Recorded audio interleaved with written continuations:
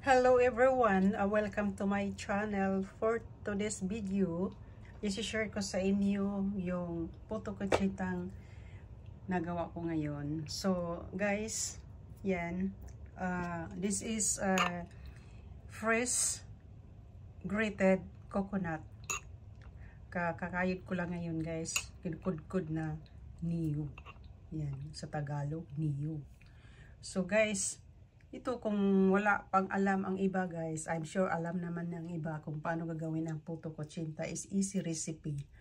Ito guys, plain flour, cassava flour or tapioca. Kung wala kayong cassava, tapioca flour with brown sugar, and then yan, with mixed lye water.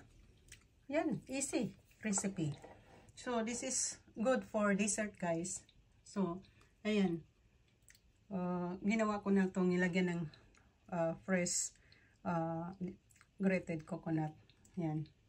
Kung kinudkud na niyog. Parang easy na lamon. Easy to kaon. Kain sa Tagalog. So, guys, ayan. I-try natin ha.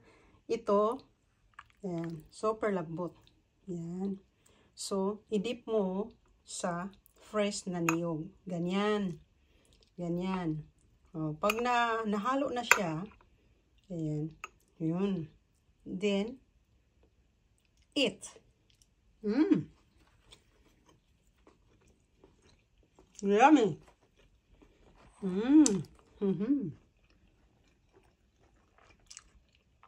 So delicious, guys. Super.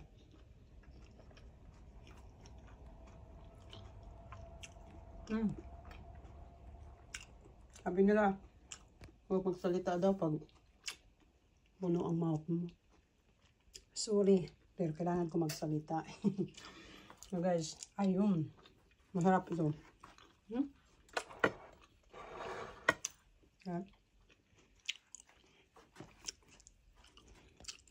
So you guys, this is perfect for dessert. Meron kang ganito. Easy recipe guys, compare sa puto. Ang puto marami kang ano-anuhin.